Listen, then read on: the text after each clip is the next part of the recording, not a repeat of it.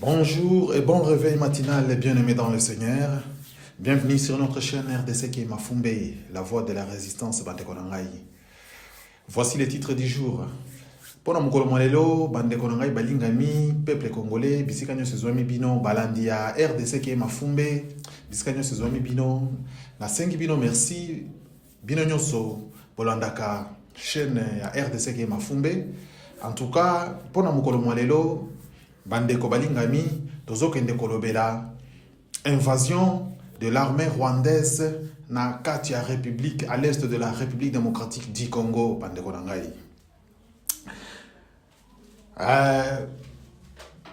Bandakala bandeko nangai ba invasion ya nini ya armée rwandaise e bandeko salema na Katia mboka na biso po tango bakulutu nangai bazalaki ko dénoncer le fait Papa Honoré Ngbanda, le père de la résistance, bakulu tunangai lokola ba Odombo, ba tulokola ba Bokechua Yambo, ba bandeko dénoncer bandaka lake l'invasion de l'armée rwandaise ezali ko côté la biso na côté à est, mikolonyo se côté la ka et koti et bomi, ba piller, ba violer, ba to bandeko te ya tembe. Ba te bandeko te ya tembe, la plupart des Congolais ne croyaient pas. Non, bozoko c'est la Rwandais, bozoko c'est la boy. Oh non, c'est faux, c'est archi faux, ni tout ça boy na boy. Mais les lots bande konangai ba rendre donc tuer oyo munene, hein, les criminels du 21e siècle oyo, Hitler africain, hein, qui se nomme au nom de Paul Kagame, le président du Rwanda, les lots atiango officiel. Donc, les lois Koti Penza, Atiango Penza officiel pour Mokili Mobimba, et mon aïe bake, Rwanda, to Koti na Congo. Donc, Asali Yango Penza officiel, Abimisi Yango Penza officiel, na miso abato, Mokili Mobimba, et mon aïe ba, que Rwanda nezali, ko agressé, Mboka, ya République démocratique du Congo. Mande Konangai.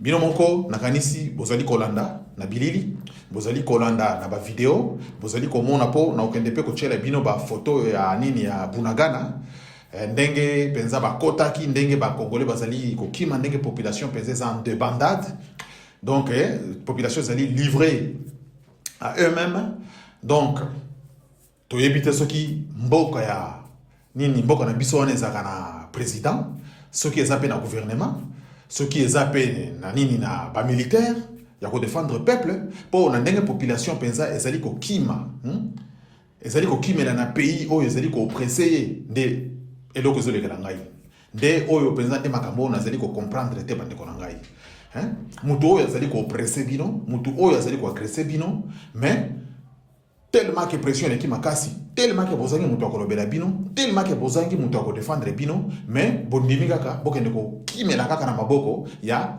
oppresseur bokende ko kimela na maboko ya mutu azali ko nyonga bino bokende ko kimela bokende ko se livrer na maboko ya ennemi franchement bande ko ngai est-ce que vous vous rendez compte vous vous rendez compte ya makambo oyo ba Congolais côté ya Bunagana kuna bazokima côté ya Kampala kuna donc nini criminel msusu ya nini ya Uganda wana ya Yoweri Museveni atiki penza frontière afungoli penza nini frontière na yatiki yango polele po ba Congolais ba kota na nini na miso ya communauté internationale po baloba keno bayambi ba réfugiés congolais donc Uganda yambi ba réfugiés congolais alors que les mêmes Ougandais qui sont en train d'agresser les Congo. Les mêmes Rwandais qui sont en train d'agresser les Congo. Mais les Congolais qui kimeli côté à Gisenyi, les kimeli côté à Bunagana, côté à Ouganda, pour nini. Donc, le peuple est abandonné à leur triste sort. Alors que, nini oyo batu ya IDPS oyo banani chaku ya IDPS oyo Taliban, oyo bazomi benga Taliban oyo, kombo munene ndengona ba lâche ba traître lokola bato bazokende komzwa kombo munene ya ba vaillant soldat lokola ba Taliban ba fugawana bango bato ya IDPS oyo ba lâche ba corrompu ba traître ya banda mokili bandana na mona ba traître lokola bato ya IDPS oyo te La preuve en est que Mutuna Bango, Nini Oyo, Nani Chilombo, soi-disant le président de la République démocratique du Congo, garçon de course à Banyarwanda, ya Kagame, tala ndenga trahir mboka haute trahison nanu namona te na mokili nanu namona te ban uta mokili ezala mokili nanu na yoka te haute trahison ya modèle oyo ya Chilombo asali na nani na peuple congolais. Mais eloko kokamwa eloko zoka musangai komona bato mibimba donc comme nini ba ya baluba un groupuscule ya baluba ba mi bengi ba taliban ba ke kozwa kombo ya ba vrai guerrier ya ba taliban ba nani ba afghan oyo ba vrai guerrier bato penza ngai penza na respectaka bango ba ke kozwa kombo wana ya munene balati yango olia balata kombo ya ba kori ya nini ya ba baluka ba kombo mususu soki ba ya nini ba lâche deba mitia non baki ko penza baki ko ponaka kombo akabaka ta banini ba mitia bazu kombo wana balati alors que ce sont des traîtres, des lâches, des subalternes. Na ite ndenge na ko qualifier bato oyo ba yoki sibiso soni donc na ndenge moko ba bomisi bato na mboka wana banda donc ça fait presque 3 ans et demi oyo ndeko na bango azali na nini na kiti oyo banomaki ye pas imposteur oyo ya nini imposteur oyo ya nani ya Kabila ya Kanambe. Ça fait déjà 3 ans et demi ba Congolais bazo continuer à kokufa ye azali kaka voyage na voyage voyage na voyage voyage na voyage. Les deux se retrouvaient que l'armée rwandaise, l'armée ougandaise, bah côté les biso penza, bah la rendre en penza, bah mission penza officielle. Pour moi qui les mobimbe monake bango bas aller ko agresser biso. Pour ba lobi que non to bomba bomba mabe ya lelo to bi makaka. Bah bimi penza ba koti penza ba koti. Lelo mo ki les mobimba et yebi que ba rwandais nde bazali ko agresser biso. Donc armée ya Kagame. Armée à un criminel Hitler africain au 21e siècle, il est Paul Kagame. Nde koti na kombo ya M23. Nde koti na kombo ya M23 pour na ko continuer ko boma la population congolaise. Bandeko na ngai.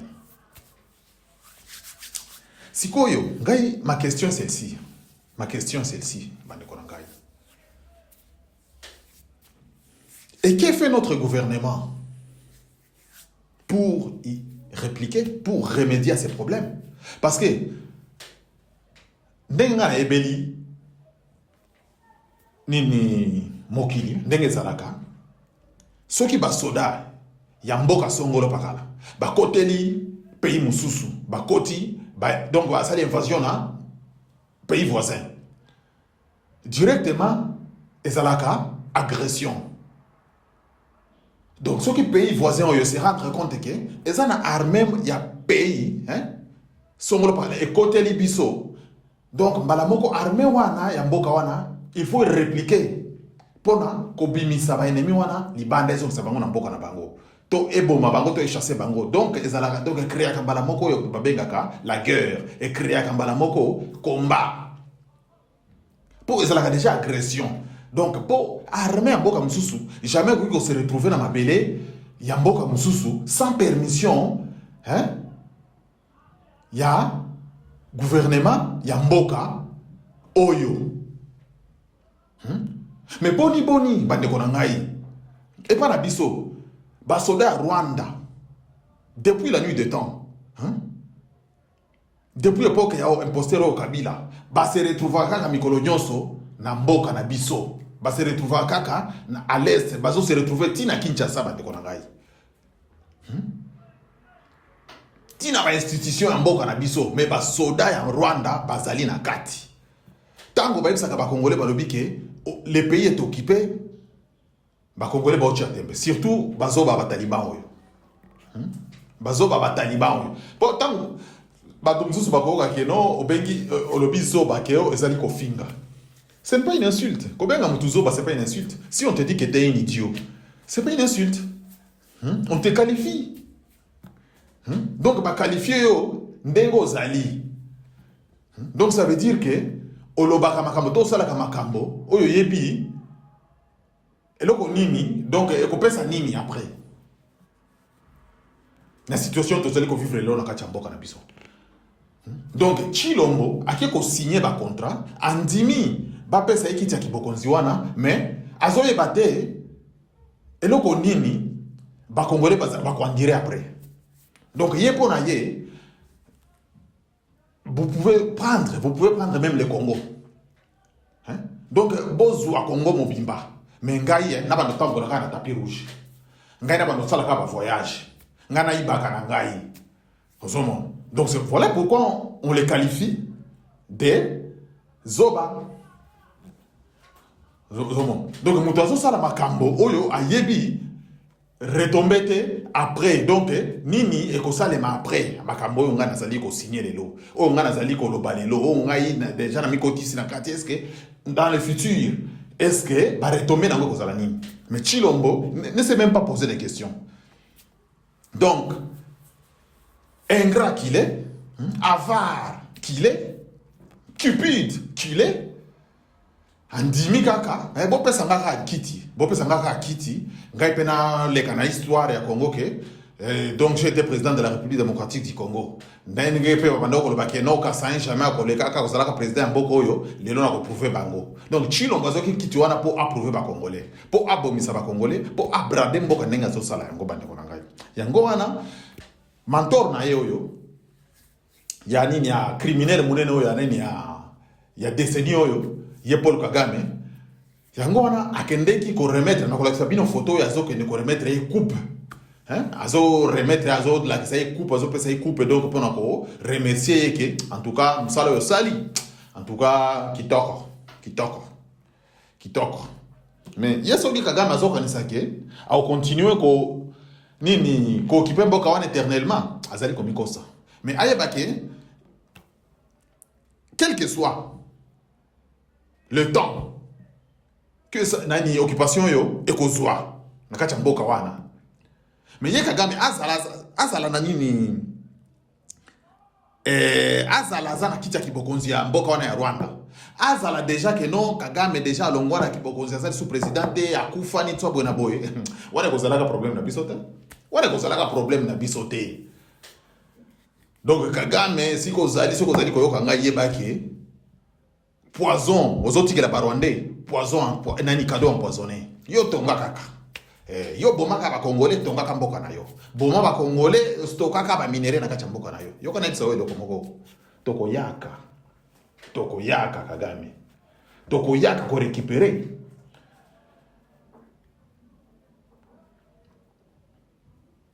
nos minéraux tokoyaka na kacha Rwanda wana na kacha mboka wana ko récupérer nos minéraux tokoyaka nyonso kozwa ozozwa lelo balobaka ezana ni expression moko baloba okay na Swahili okay siku likula chura haiko njo siku tatoka bupene. Donc mukolo yo kolia ligorodo eza mukolo yo kubima makwanza kubima yota juro kolia ligorodo yo kolia na yo tondi yo sepeli mitso na bona lia ki na ligorodo rien ne s'est passé. C'est après ko wana ko mona sko va retomber ya ligorodo wana makwanza tango wana kubima yo kozala déjà après yo aussi déjà au fêter au leo sepeli Kagame yo azali ko sala lelo ayebake azotikela ba Rwandais un cadeau empoisonné. Jamais biso ekolekaka te lokola système Afrique du Sud ke ba bomi ba sud-africain na époque ya Mandela ti tango bazui Mandela ba nini ba bimise na boloko ba pesi ekibokonzi ba epsi wa lobike il faut effacer ba crime nyonso o to sala il faut pardonner biso après to tonga mboka buzoba na kalisi ata nzambe sika zali na likolo asepela makambo Mandela salate zomo babwakele ba fleur ba pesi ba éloge ni tso bona boy nyonso wana poni ya nini alimbisaki bango ko kendra bango tina justice pona ko tia ba criminel nyonso wana ya mindele o babomaki ba sud-africain zomo ndenge mindele bazali mayele. Donc Mandela épargné bango pe basali lié campagne ba pesi kiti ya nini ya bokonzi a épargné bango mais na Congo ekozalaka te ngana zo bisa yo Kagame biso to ko vanjaka kaka donc boye bayango quel que soit vos deals o bozali ko sala le loni tout ça bona boye biso mukoloke no mboka wana eza libéré to ko kitaka ti Rwanda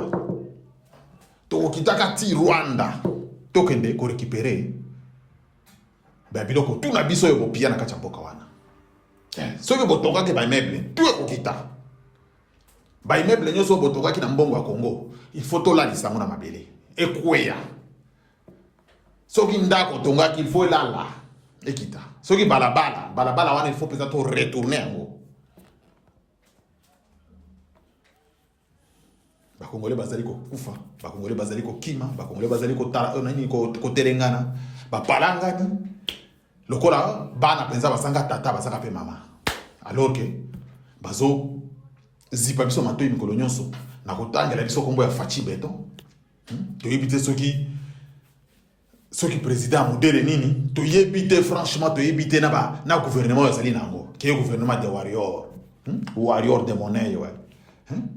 Warrior de monnaie, le gouvernement des warriors, le gouvernement des guerriers, gouvernement miyibi, comme le président na bango mwasi na ye, bana, kokitati na ba onyoso soki ba député, ba gouverneur, ba nani ba maire, bango tu miyibi na miyibi.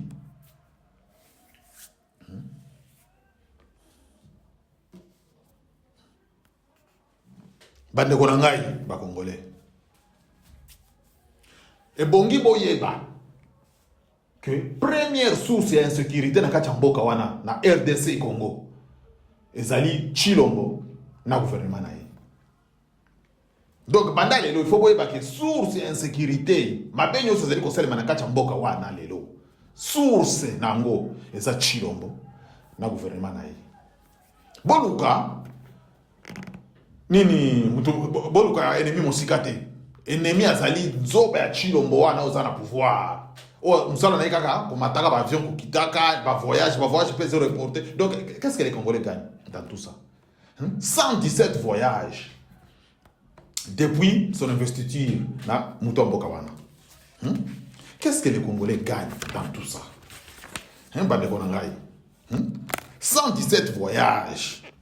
Yoka siko mbongo ya nini ya mboka nek a lapide mbongo ya nini ya mboka na ba 117 voyages wana 117 voyages na voyage moko pas moins de 3,500,000 euros siko bosa la calcul bande ko ngai kala ndenge ba Congolais bazali ko telengana bazali ko kende ko kimela nini na mboka Uganda na mboka oppresseur ba msusu bazali ko kimela na Kisenyi kuna na mboka oppresseur ya ennemi bosi bomona wapi. Muto azali ko lukisa po abomayo mais tellement que omoni que non nazangi na ngani ni okeka komiboka kana maboko ya nini ya ennemi ke bomanga kaka. Président Fante na kuna na Kinshasa kimia na mwasi na yo ya Jezabel bazali ko benga première dame mutema mabelo kola nyoka. Mutema mabelo kola nyoka. Banda ba proposer poste ya komandolo bela ba violer zali ko lekana kati mboka wana ya Congo aboya. Yeso disait infirmière, natanga qui infirmière, tout ça voilà, infirmière azanga tamawa, infirmière azanga mawa. Serment nini oyo ya Hippocrate oyo bolapa. Akima aboya pona nini ayebike yepe azana kacha nini nakacha kop. Na kobandolo bela ba violer ndenge nini na lokenga pe nazana milice na ngai nazana bandeko nga ba Rwanda ba yaka ba violer bazongi pa na bango na bandolo ba ndenge nini na kobandolo dénoncer bango moyen zate aboya na poste wana boy bisanga bato abongo. Peuple congolais, qu'est-ce que vous préférez que peuple congolais bandeko ngai tika na s'adresser na peuple na bandeko ngai ba bozala kacha mboka tika na s'adresser na bino nani. Peuple congolais ba opposé bozana kacha mboka Kinshasa bozana est kuna na Kivu donc na ba région nyonso ya Congo bande ko ngai. Donc vous préférez vivre dans la misère, dans la douleur, travaillant pour un inconnu, satisfait ses désirs, satisfait les désirs d'un étranger, pourvu que vous restez en vie. Donc, vous préférez vous souffrir, vous vivre présent à genoux, vous satisfaire votre désir à un étranger, à un Libanais, vous satisfaire votre désir à un Rwandais, vous satisfaire votre désir à un Indien, à un Chinois, pourvu que vous restez en vie. Ah, vous n'avez pas Congolais. Pourvu que vous soyez en vie. Puis après, vous avez dit c'est Dieu qui le permet. Mais attendez. nini ba priorité hein. Nzambe soki penza oza mwana mobali penza oyo kobanga banga pamba ata nzambe ako nini yo akolashe yo nzambe alinga ba priorité yo oza mwana mobali ndenge nini bakoteli yo bakoti penza na ndako bakoti yo mama papa baleki ba obligé okoucher na mama na yo na miso ya baleki na yo na papa na yo yo en tant que garçon na kati ya ndako wana ba obligé yo pe yo pona kobanga kaka pona kobanga ke pona tikala kaka envie okoucher na mama na yo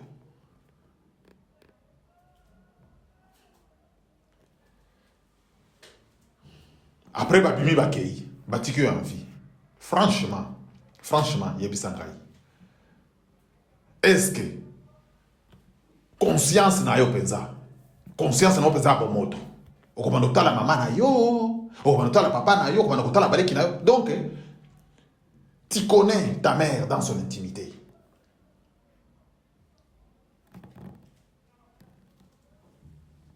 pourquoi pourvu que tu restes en vie donc oye penza ko connaître penza mama na yo dans son intimité pour anime pour na ko banga liwa pourvu que tu restes en vie bazio bololete yo kanisi ke na moment wana soko boy aussi ngolo bike soki ko bomangai bomangai ata soki babomi yo okufi comme un héros okufi héros ndeko na ngai kokona teke kokufa lokola mbwa mais tango coucher déjà au début ko coucher na mama na yo devant baleki na yo devant papa na yo yeba ke kokufa lokola mbwa mukolo okufa penza lokola mbwa ngana zo episayo okufa lokola mbwa po banda mukolo wana ngana zo episayo na lobi tu viens de te maudire toute ta vie ekozala te pesa patwa ke po balengaki ba bomangai te mwana mobali moko il faut yeba ko prendre décision lobi te na ko shena mama na ngai ekozala mate bobo mangai kaka ata soki boko torturer nga ndenge nini bobo mangai kaka mena ko sala ngote okufi lokola mwana mobali donc tu viens de mourir debout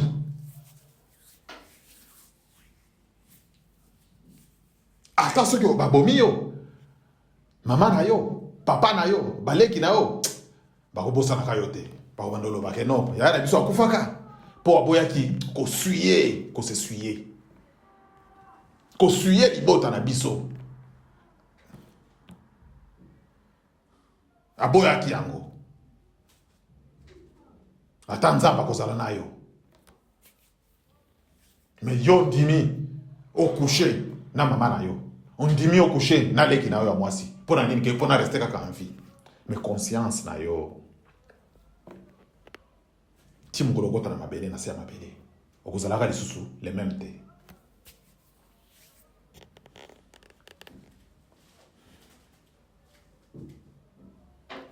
voilà la mentalité des Congolais. Dans la mentalité des Congolais. Peur donc non, on a monté.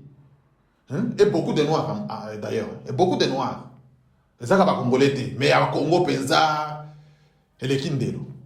Kobanga ba Congolais. Ce que les autres toujours comme dans la situation à boy. Pour Kobanga les qui. Et ça c'est que tous les mibali na kachamboka wanate. Mibali batondi. Mais bazali wapi. Où sont-ils? Bazate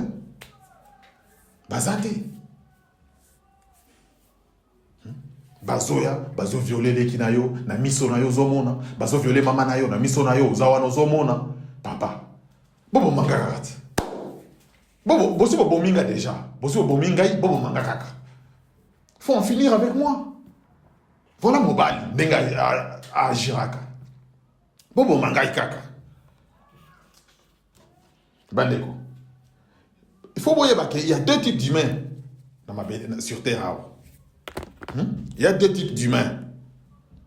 Il y a les dominateurs et les dominés.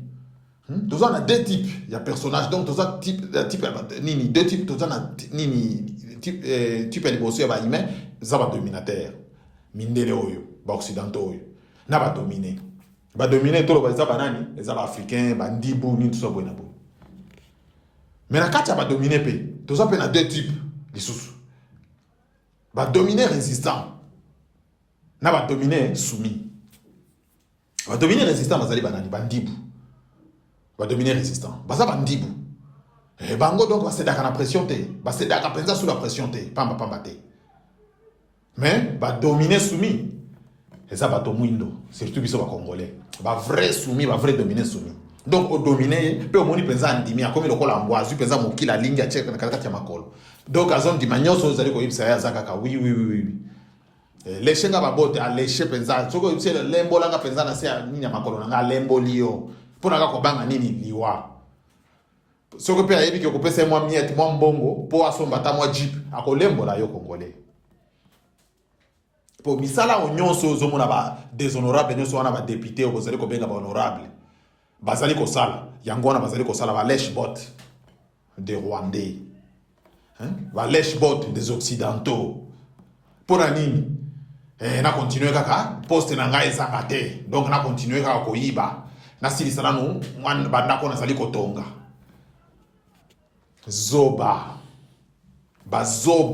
bazoba penza bazali ko bibenga ke ba honorable. Ce sont de vrais zoba. Ya mauvais goût. Pe bazali pe koleka ba msusu pe bazali koleka bazo sala ba vidéo ba tolokola bazakari baba basu.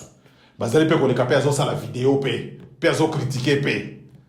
Yo zakari baba basu yo. Yo continue ka kozala na kopet. Continue ka kozala na kopet, continue ka kolia. Mino ko kanisa teke boko dipe biso. Boko dipe biso te. Bon, vous allez beaucoup na, bon continuer kana ngambo kuna, bon continuer kaka, bon continuer. Mais mon collègue zali boye bake, occupation wana. Donc fana que éternellement tena kacha mboka wana. Chaque chose, et lo kolelo ko zana monganango. Chaque chose a un début et une fin. Fe na bino kozala. Fe na bino kozala ngana zo yebisa bino. Fe na bino kozala. Ce que bozo kanisa ke congolais ya nini ya époque wana, des congolais lelo. Bon, na ebite. Tant que bande kona bino bozana bango kuna na bakicha sani to bona boye mais biso ba kotoyo mité monsieur zoka mité ma donc monsieur penza si donc bozo endircir biso mité ma na façon moko na éviter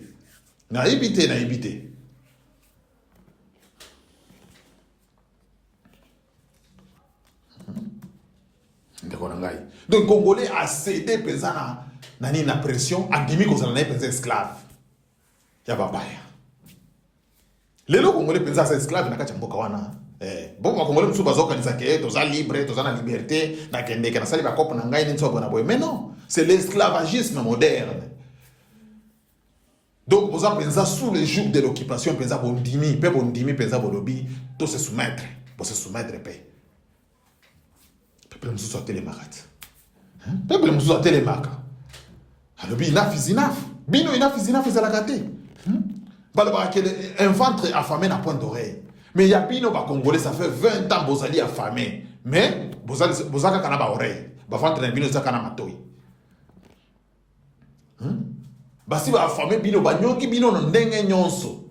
Mais bino bozaka sima ba to bazali ko nyonga bino. Bozaka ka malanda kaka bozaka kolanda.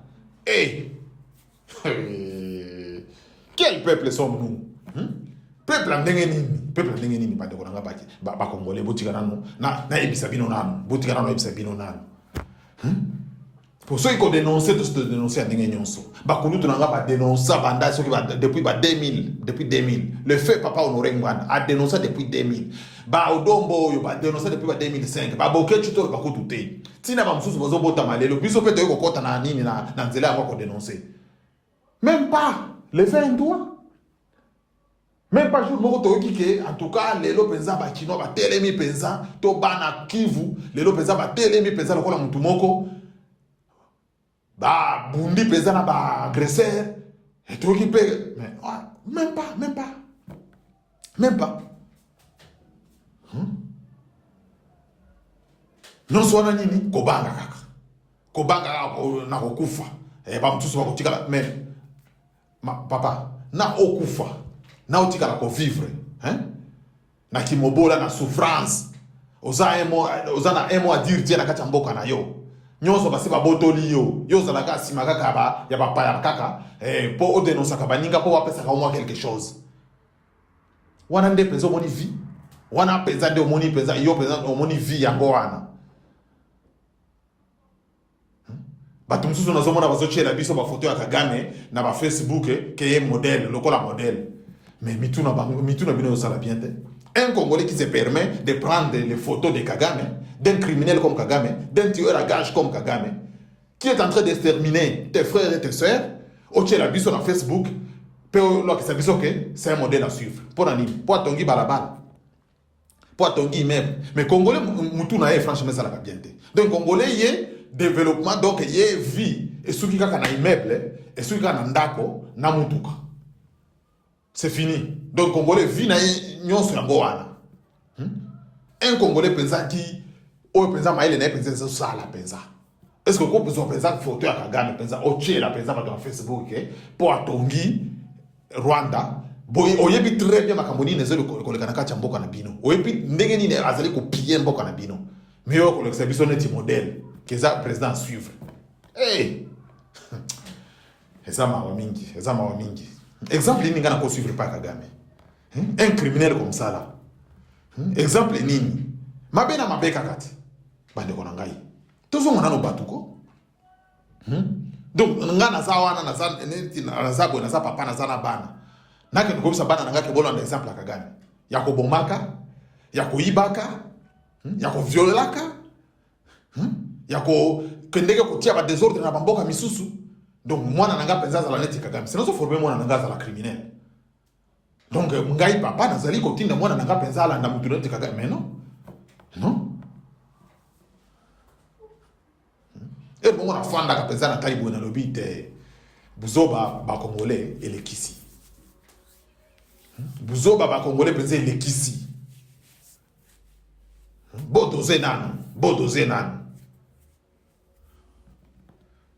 Soko yebi makambo ezali koleka na mboka na yo te luka nanu renseigne-toi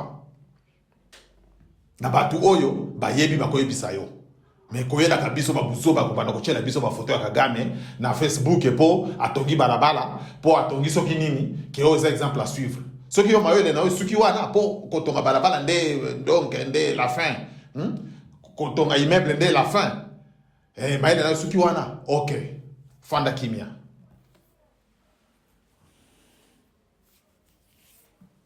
Pour ceux qui zalaka ko tonga balabala nde sili saka nzala na mboka ceux qui zalaka ko tonga ba immeuble nde sili saka passe na mboka mbele ba pays mingi africain nzala si là mbele ba pays mingi africain passe ici là mbele ba pays mingi africain bato tout va s'en sortir pour ko tonga balabala ba pays mingi africain zala ba balabala ba Nairobi wana ba balabala ezali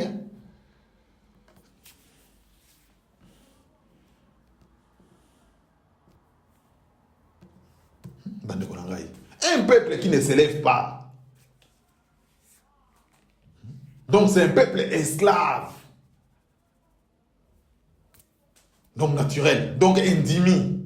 Les dominés soumis. Les Congolais. Donc bandimi pensa que biso toza na biso esclave na bino.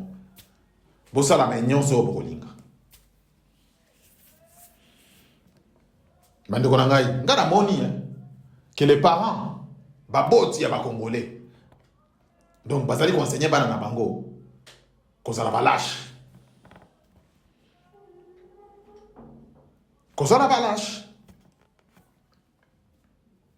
Donc, kozala ba traître, kozala ba subalterne.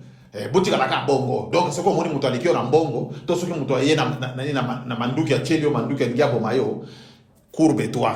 Yo kanyo so yako yebisa yo. Donc onyo sa ko yebisa o sala yango. Po atika o kaka mvi. Ça la bongo te papa. Eza bongo te.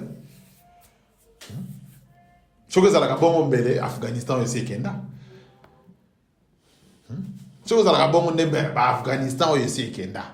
Mais ba Afghan wana ba ite boko dominer biso mais to za la soumettre, boko soumettre biso te. Ba bundi 5 coalitions. Les plus puissants ya monde ba kimi. Ba capituler te. Pourquoi pas biso? Biso va coller la caque.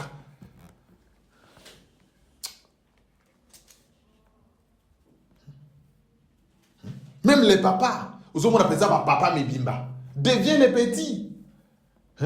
les papas deviennent les petits, hein? Donc les papas qu'on a en RDC là. Hein? Donc baye bana devant Chilombo bango tout baza ko se courber, ba komi bana mike.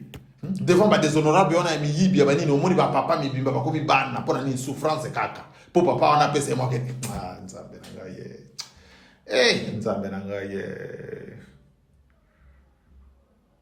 Les amawa. On tue ta mère. On tue tes enfants devant toi. Et tu ne fais rien. Et tu ne fais rien. Tu ne réagis même pas. Ben, il pas rien, yo. Pe lobi o lamu ki penza o chema boko na poche telemi penza na balabala como so beta masolo na batu mususu ke ozali mobali. Franchement, tu te dis que tu es un homme. Pe lobi o komona bato e babomela ki yo libota baleki. Pe au croiser pe au tiki penza so tala bango pe o lobi po kaka po ba moyote. Pe après ozo ko loba ke non, c'est Dieu qui a permis ça.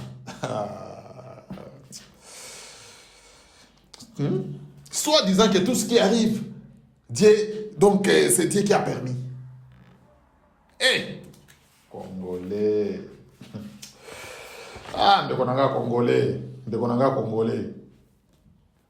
Quel genre de personnes sommes-nous, peuple congolais? Quel genre de personnes sommes-nous?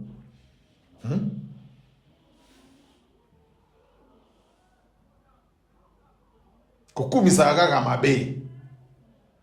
Congolais ni kika kokumisa mabe.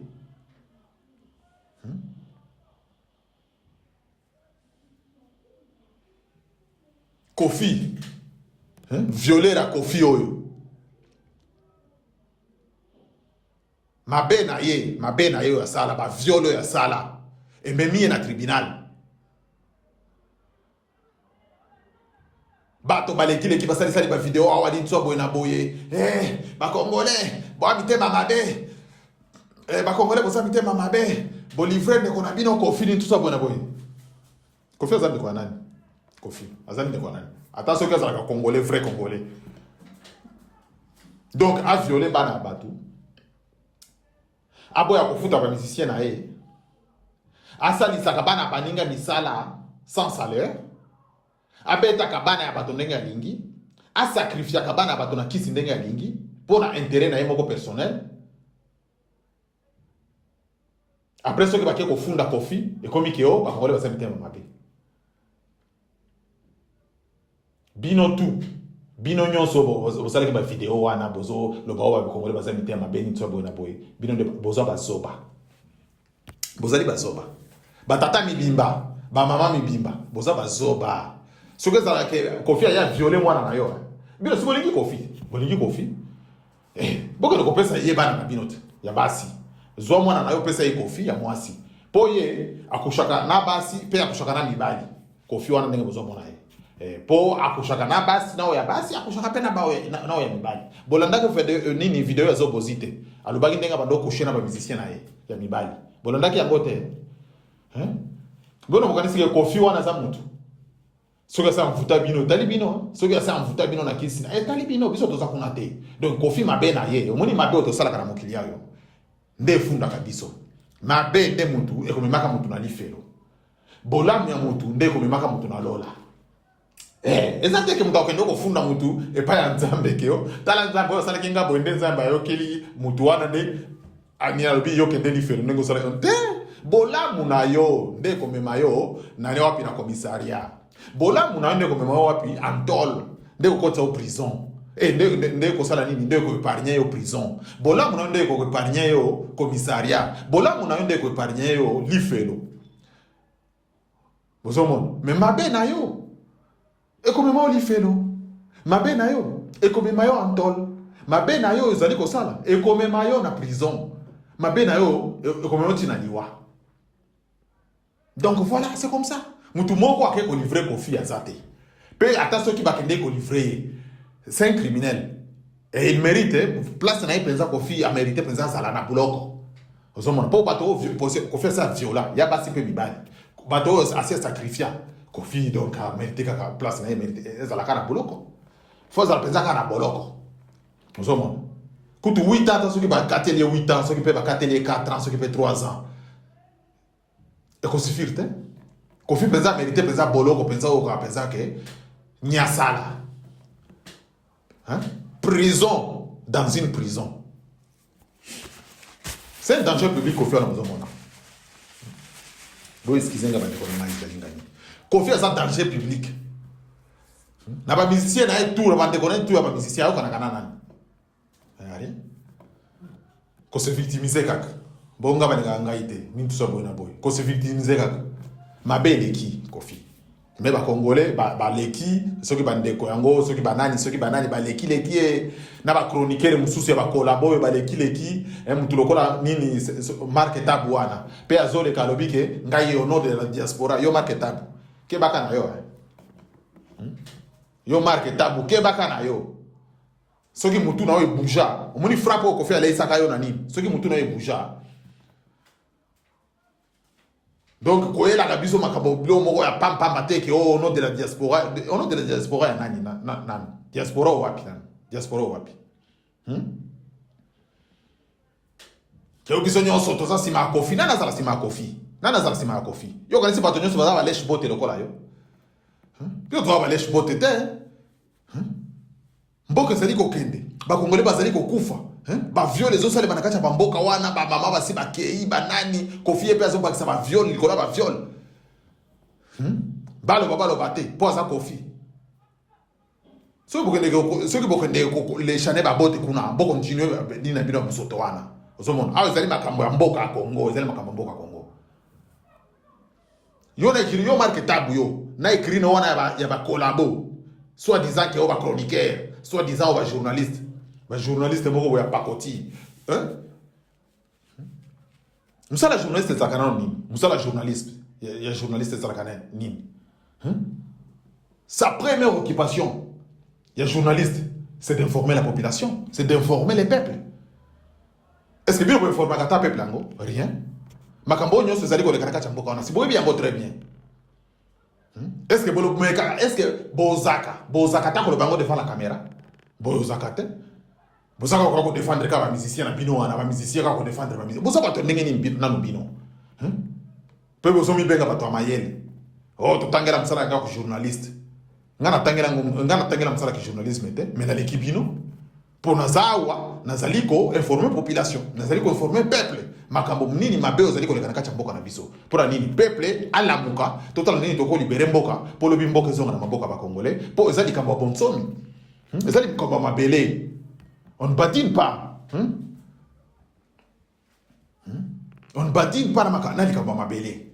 Mais bino bozo badine na ngo bozu yango lokola, Congo bozu yango lokola donc makambo moko boye, bozo nga boye na biso ba bozo ba Kofi, un violeur comme ça là. N'importe quoi. Ezala mbala suka. Au nom de la diaspora, au nom de la diaspora congolaise. Yo sala ko diaspora yo sala diaspora. Lo va de collabo, yo lo va très bien. Au nom de collabo congolais, ngana ye nga marque tabu. Pour nga pena collabo na ye en tant que collabo nga pena ye au nom de collabo congolais boye bani. N'importe quoi. Peuple congolais. Comment on peut parler de blocs politiques et de blocs patriotiques avec les Rwandais dedans?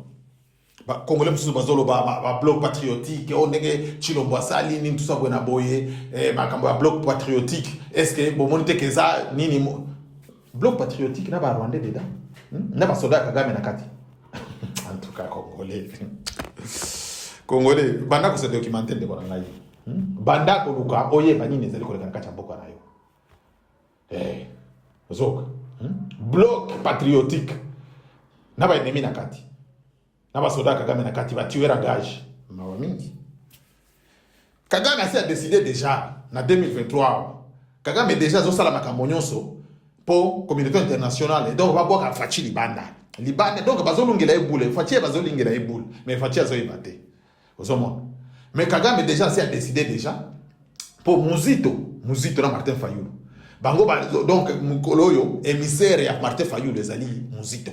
Donc mikolo ya sali ba voyage na Kigali wana pamba pona kaka kwenda ko négocier nini kiti ya bokonzi wana po batia kaka Fayulu Kagame atia Fayulu comme président après Muzito yazala vice-président Donc mozi tona Fayulu baza ba soifé moko ya mbongo na na mona te na mona te ba soifé à pouvoir na mona te mozi to wana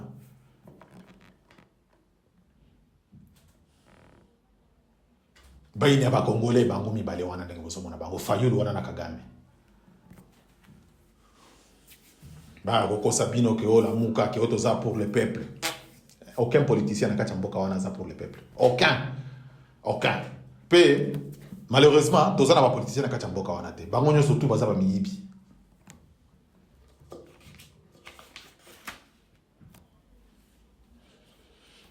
Bande kona biso bazali ko kufa mikolo nyo na est. Bino boza ko petere biso makamba muziki. Les journalistes congolais, les chroniqueurs congolais, bazali préoccupé na makamba muziki na façon moko na mona te. Bande ko bazali ko kufa kuna. En tant que journaliste, yo eloko zali ko préoccupé yo musique kaka. Oh pour ça le dialogue n'a pas musicien. Dialogue encore ni. Musicien il très bien où est la résistance. Ce que le bien c'est lié na résistance. Akokati sangambu. Problème yate to ko yamba akoti pe na nini to continuer ka ko bundisa nini bitu mara biso to continuer yango. Même akambo ke dialogue na mingi. Administration na biso nini ya mboka Congo et comme na maboko ya ba militaire Chilombo ye na système ya bakeno administration nini ya nini congolaise donc comme na maboko ya ba militaire. Mais qui sont ces militaires? Bande konangai, qui sont ces militaires? Ba criminel ba tueur à gage na ba tueur à gage bango tu ba leka na ba M23 ba leka soki na ba ngomino ba leka soki na ba Kodekoi ba leka soki na ba nani na ba na nini na twirwa neho ba leka soki na ba katanga nyoso wana tu ba groupuscule nyoso wana ezaka ka M23 ba to Kagame donc ba osala ka tout mo ba groupuscule wana donc comme pièvre il y a plusieurs têtes mais alors que c'est une seule l'armée de Paul Kagame, les tueurs à gages. Moussala va se vivre en Afrique partout. Donc on est là pour bomber, pour déstabiliser la mboka, pour bomber. Mon colonel Ezali Paul Kagame, mon colonel Ezali. Bande konangai et bongi boyeba que les premières sources d'insécurité na kati mboka na biso kaka ndenge na yebisa kibino eza fachi. Eza Chilombo na gouvernement na yeo ya pakoti. Yo bahati lukwebo. C'est ça na terrain na exploitation. Na kamituga. Ya ba minéré, na milice na yo. Na milice na yo za la kazo sécuriser terrain na exploitation wana. Ya ba violer, pe ba tuer. Ya peuple congolais, mais le lobby mi mutu ya maele na Sénat. Yo bahati lukwebo. Le lobby so bi so mutu ya maele na Sénat. Pona ba salade ozo bi bisana kacha munoko na yo. Mais nini terrain d'exploitation ya minéraux ozaina na ngona kamituga kuna yebisanga ba minéraux wana tango exploiter ba minéraux wana okende kana ngo wapi mbaka ngo wapi ele kakana wapi na Kigali donc batu oyo bino bozoka nisakeza batu oyo bazala mayele na kacha mboka wana nzoka nde bazali ko baby sandoko ba endemi ya Kongo na ndenge moko siko batu lokola batu kweboyo batu lokola ba Martin Fayulu batu lokola ba Muzito batu lokola ba Zakari batu lokola ba déshonorable nyo sona ba député ba gouverneur moko ya pakoti bazana kacha ya nini ya nani ya na complice baza complice na Rwanda mukolo mboko ko zala libérer kyo boli bisa baza ba congolais po bao bazali ko kufa 12 millions de morts sur 15 millions de morts wana basili ko kufa baza ba congolais te bango baza ba étranger obi kenza be moko lobake que tu par l'épée mourra par l'épée. Et ozali ko sala yebake mukolo ezali okufuta donc bato nyonso oyo bakofuta na makila bana Congo bayebake mukolo ezali o bakofutaka na babo kimaka libanda ya mboka ke ba États-Unis bazana France bazana Canada bazana wapi tokolukisaka bino oyo nyonso bozali kosala bozali kobomba mambongo kosomba bandako kobomba mambongo soki na ba Dubai soki na ba États-Unis osombi bandako soki wapi nitso tozali ba information on a tout ba information tozana ngobozela mkono bino ezali pour Fayulu bande konanga yele kona ko sabino la part du gain est manifestement plus fort que la raison Pour Fayoulou, la pas d'Iguin est manifestement fort, très fort même. Plus que la raison. Fayoulou donc, Azora les sous-soutés. Qui tia Bokonziwana, donc, comme Fayoulou, comme si Fayoulou, na Muzito, na ébité. Baza même prêt. Donc, bande konanga pas congolais. Boy Baké, ce qui Fayoulou, na 2023, Kagame a pesé que non, nini, quitte qui Bokonzi Angoyo, au comme président de la République démocratique du Congo. À cause de la plus pire que Chilombo, ngana zoe Sabino. À cause de la plus pire que Chilombo. Ngana ibi que ba réunion nyonso yo, muzito akende komona na Kagame kende kuta na Kagame. Donc ala kisaka Kagame ke ngai na kosala na kopesa pesa Congo bien koleka ko Chilombo. Po boy ba traite ndenge bazalaka. Ba lâche, ba tulokola ba Fayoulou na ba muzito. Bazalaka bongo. Ako promettre pesa le Congo pesa gaya pona kola kisa, mentor na yeke, hein? Ngai pensa soki ni Chilombo kuta osala loko mokote. Ngai pensa na kosala lao please ke Chilombo ya sosala. Ndenge bazalaka. Est-ce que Toki Kolo pensa qu'il y a un bon gouvernement? 4 775 000 dollars ont été décaissés pour les activités relatives d'accueillir les soi-disant présidents Chilombo, jeudi le 4 novembre, à Kinshasa. Pour accueillir Chilombo. Oh, monaki nini ba wewa ba nene ba moto ba kende ko accueillir na aéroport. Tango bozongi na mboka Kinshasa le 4 nini novembre dernier. 4 millions 700 presque 5 millions. Et l'on quoi qui na caisse à l'état. Pour nakaka accueillir wana Chilombo. Boyo kasikoyo. L'Assemblée nationale a eu 1 200 000 dollars. Sénat a eu 900 000 dollars. Cabinet du président de la République a eu 1 million de dollars. Responsable politique à ma parti a eu 890 000 dollars. Union sacrée et membre du gouvernement a eu 785 millions de dollars. 785 000 dollars. Pour la nini, pour la mobilisation, il y a quoi de quoi accueillir qui s'est quitté dans mon akiwana. Na bozongi na ya nini ya ba réunion na bango wana eske za la kiwana. Bande ko ngai. Vous vous rendez compte?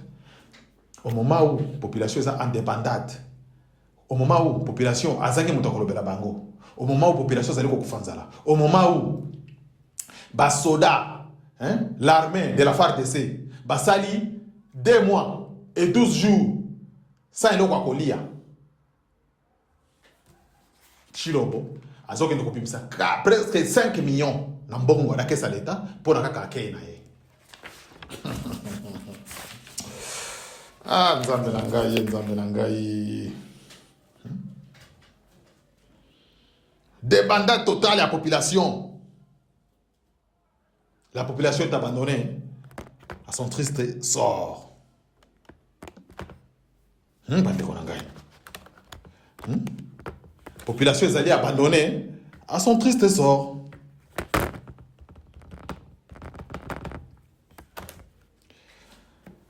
Chilomboye azana ena nini na Kinshasa wana azodondwa donc ne asia mobiliser déjà bato na ye bato ya Sénat bato bango tout asia sobi bango na mbongo akesa boyo kinenge mbongo ya nani ya mboka bana mboka bazali ko souffrir. Chilomboye azali ko sakana na mbongo na bato na ye.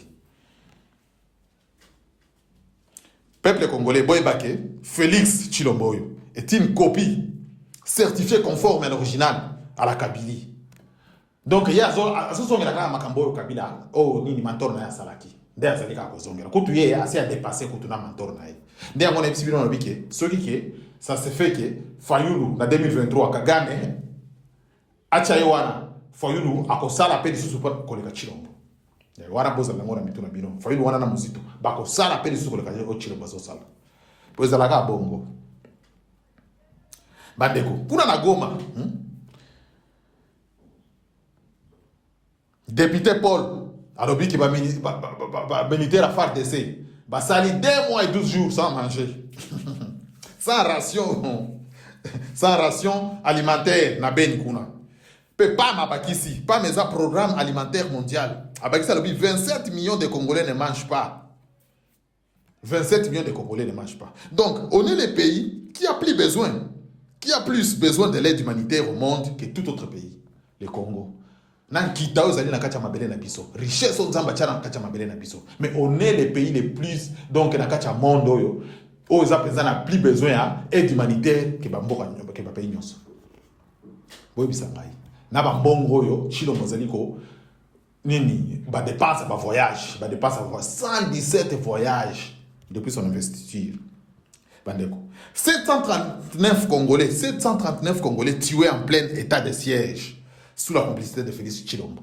En plein état de siège, 739 Congolais bakei. Est-ce que Boka Tshilombo robata eloko? Ah wa bandeko na biso bazali ko de bandade bakimi ba Kampala banini. Boka ta na RTNC na bino wana Félix alobia teloko. Boka ta ba député na bino wana balobia eloko. Rien. Donc le peuple azali abandonné à son triste sort. Bazoba ba taliban oyo koyembela kabiso butu na moi o fachi beton o tozana gouvernement ni tusa boena boy o boko benga gouvernement to boko benga ngo bandoki ba vampire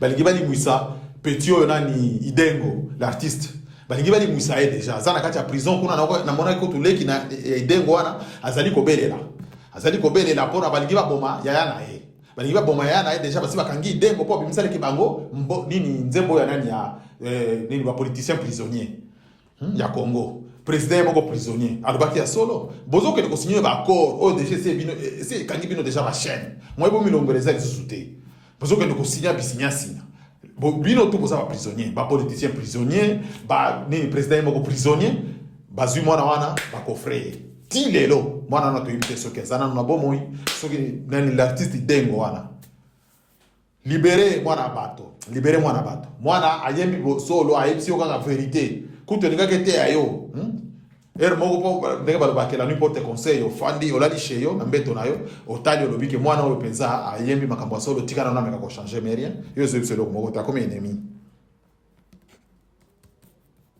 mande okaka ndenge na etsaka bino ke le Congo est une propriété commune Congo est une propriété commune ozala libanda ya mboka ozaloza na kati ya mboka yango wana nazali ko sala appel à tous les Congolais de ne pas laisser cet incapable de président de continuer à faire souffrir ce peuple que nous sommes. Un président incapable qui ne contrôle rien, qui ne maîtrise rien, incompétence notoire.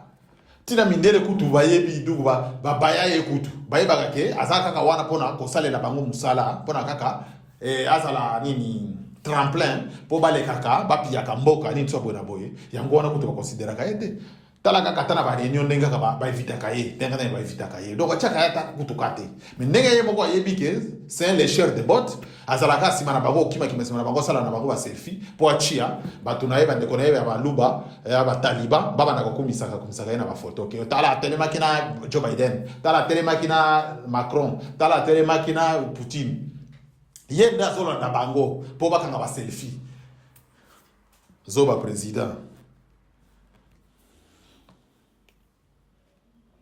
bo censurer des chansons ya ba jeune garçon oyo ba jeune garçon ba opesa otoli bazo yemba bazo pesa otoli yo kaka pe toli kaka ndenge ba yemba ke bana mwana mukia ko beta mbona pe mukolo akiko bina mwana mukia beta ka mbona pe mukolo akiko bina mais yo zui kaka ne wala bakela vérité blesse zui bana wana o censurer banzembo na bango po ba lobeli vérité mais boza kotika banzembo ya ba insanité ya ba musicien na bino ya ba violeur lokola ba Koffi oyo ba violeur lokola ba Wera Son ba jibe mpiano ba nini e o ekotité Koffi moko azali ko bwaka ekotité ne muto bozo ya ko lobisa biso lobike bo livrer ne ko na bino papa mobimba na bana na ndako pe ayebiki bana na ba ko lingala bana na déjà basi bakoli mais yoka ye moko azobwaka ekotité pe ba Congolais bazobetele maboko yoka bakri ke o mwana pusana pembeni na kosimba te na kotala kaka ba Congolais bozali ko beta maboko o botika ba artiste na biso culture na biso culture o bozali ko benga culture a salité ndenge wana nde culture ça passe mingi pona ba Congolais franchement passe mingi pona peuple oyo Congo passe mingi bande ko ngai en tout cas na kanisi nyonso nazalaki na ngopona mukolo mwalelo na tia mona mesa na lobeli bino bandeko na ngai. En tout cas, bon partager vidéo yo, bon s'abonner massivement na chaîne na bino RDC ke mafumbe. Ngai wa bino nazali kaka wana pona koyela ka bino ka ba information bandeko na ngai. Ngai kaka te metoza ebele la résistance donc na poto wa mtu na mtozo bunda na ndenge na ye donc tozali penza bomoko ezali penza na kati na biso pe bandeko na ngai na bengi bino bandeko boza na kati ya mboka. En tout cas, bon lâcher prise te ba combattant ba résistant bazali na kati ya mboka bo lâcher prise te. Naïbi que vous allez mouquer, naïbi que vous allez persécuter, mais en tout cas, soyez forts. Moi, dans mon bali, au bout d'un moment, il faut apona, il faut azala penzana, nini, il faut penza apona, et l'autre nini penza oyo, aokiko, sacrifier vinae. Pour eux, ça makambo ya mboka, ezali makambo ya mboka, en tout cas, totika kobanga, tozala penza, mibali, totele mapenza, pona ko défendre mboka na biso po mboka ezali ko kende bino moko bozali ko mona na yebiki awa na janvier appel lisusu mobule ko kota na kati mboka wana po bazali ko planifier ndenge nini ba ko lisusu ko boma. Donc ba ndeko na nga Goma, ba ndeko na nga Bukavu, bo double vigilance en tout cas ezali mawa mingi bondimate ko continuer ko vivre à genoux bo ndima ko mourir de bolo ko la mibali problème ezali te mukolo mboka ko zalaka libéré. En tout cas bokozalaka nini lokola ba héros donc boye bake eloko nyonso ezalaka na début pe na fin kaka ndenge bomo ezalaka na début mwana botamaka pe mwana koni mutso bona boye pe aye kokufa biso tout mutuna mutozana jour na ye.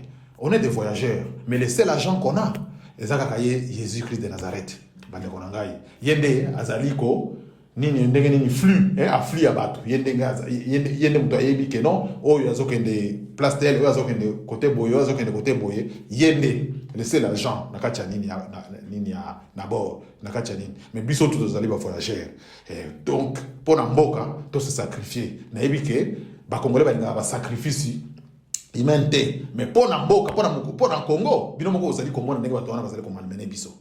En tout cas, il faut se sacrifier. Ingeta bandeko na ngai, la lutte continue, bo cédete, iskanyo so bozali. En tout cas, Nzambe a continué à bénir la République démocratique du Congo. Nakanisi soki Nzambe lingi to komona na mbala sima. En tout cas, na sengi bino merci. Bye bye.